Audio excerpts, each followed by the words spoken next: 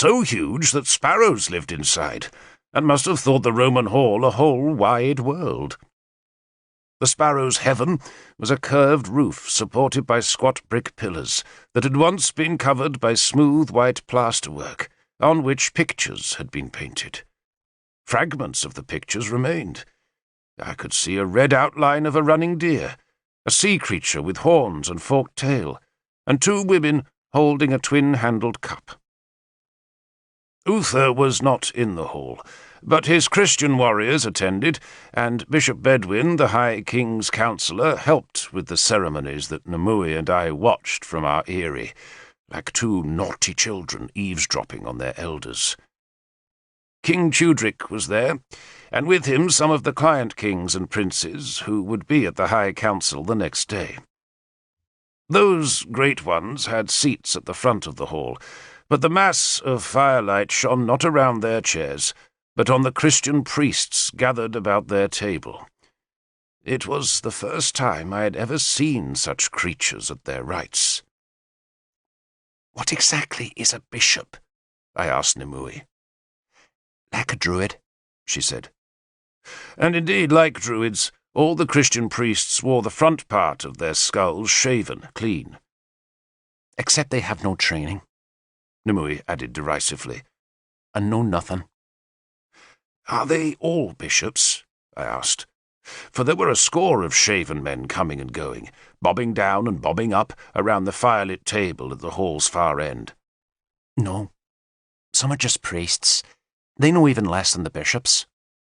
She laughed. "No priestesses?" I asked. "In their religion," she said scornfully, "women have to obey men."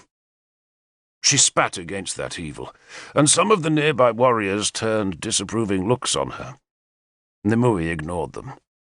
She was swathed in her black cloak, with her arms clasped about her knees, which were drawn tight up against her breasts.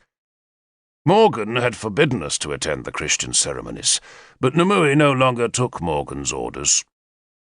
In the firelight, her thin face was shadowed dark, and her eyes shone. The strange priests chanted and intoned in the Greek tongue that meant nothing to either of us. They kept bowing, upon which the whole crowd would duck down and struggle up again, and each downward plunge was marked on the right side of the hall by an untidy clatter, as 100 or more scabbarded swords clashed on the tiled floor.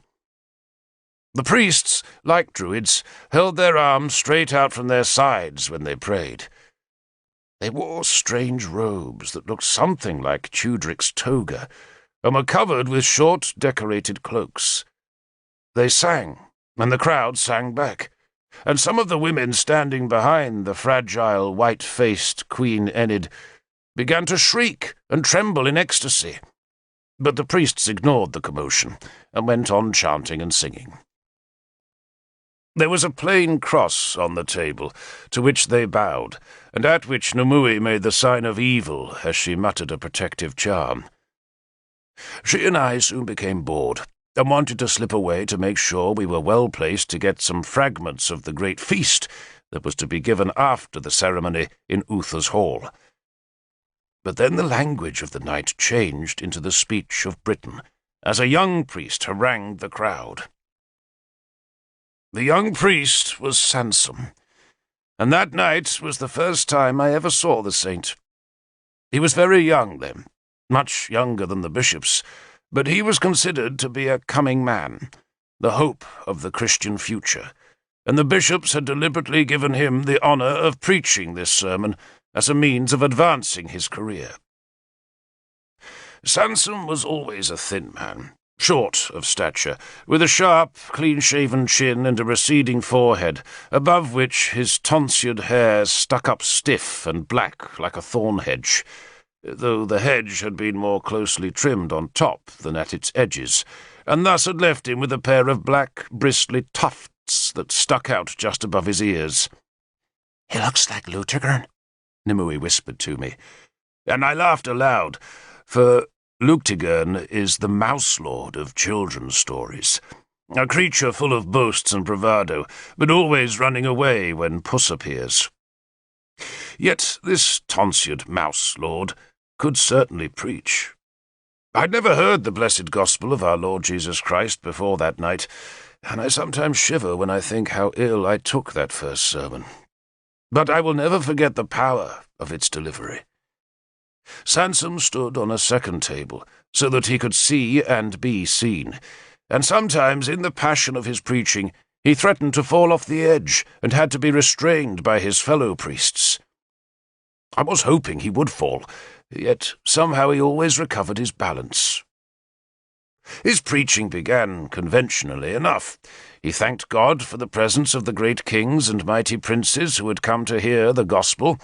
Then he paid King Tudric some pretty compliments before launching himself into a diatribe which set out the Christian view of the state of Britain. It was, I realized later, more of a political speech than a sermon. The Isle of Britain, Sansom said, was beloved of God. It was a special land, set apart from other lands and girdled by a bright sea to defend it from pestilences, heresies, and enemies. Britain, he went on, was also blessed by great rulers and mighty warriors. Yet of late the island had been riven by strangers, and its fields, barns, and villages had been put to the sword. The heathen Sais, the Saxons, were taking the land of our ancestors and turning it to waste. The dread Sais desecrated the graves of our fathers. They raped our wives and slaughtered our children.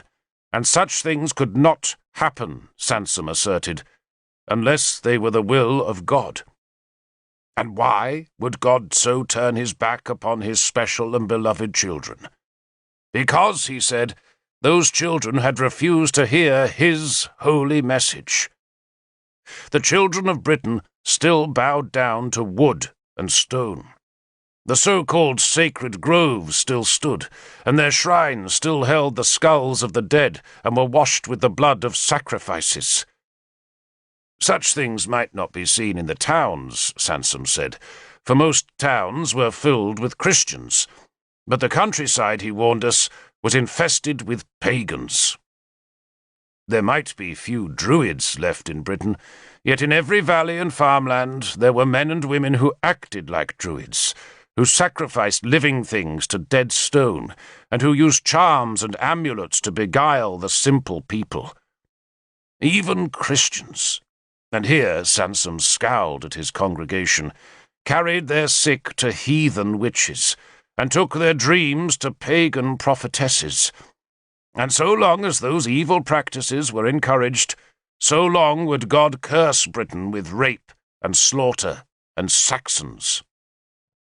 He paused there to draw breath, and I touched the talk about my neck, because I knew this ranting mouse-lord was the enemy of my master Merlin, and of my friend Numui. "We had sinned," Sansom suddenly shouted, spreading his arms as he teetered at the table's edge, "and we all had to repent. The kings of Britain," he said, "must love Christ and his blessed mother, and only when the whole of the British race was united in God would God unite the whole of Britain." By now the crowd was responding to his sermon, calling out agreement, praying aloud to their God for mercy, and shouting for the death of the Druids and their followers. It was terrifying. "Calm," Numui whispered to me. "I've heard enough." We slipped off the pedestal and eased our way through the crowd that filled the vestibule beneath the hall's outer pillars. To my shame, I held my cloak up to my beardless chin, so that no one would see my talk as I followed Numui down the steps into the windy square that was lit on all sides by blustering torch flames. A small rain was spitting out of the west to make the stones of the square shine in the firelight. Tudric's uniformed guards stood motionless all around the square's edge, as Numui led me into the very centre of the wide space, where she stopped and suddenly began to laugh. At first it was a chuckle. Then it was the laughter of jest, that turned into a fierce mockery, that changed into a defiant howl, that beat up past the roofs of Gleevum to echo out towards the heavens and end in a maniacal screech as wild as the death cry of a cornered beast.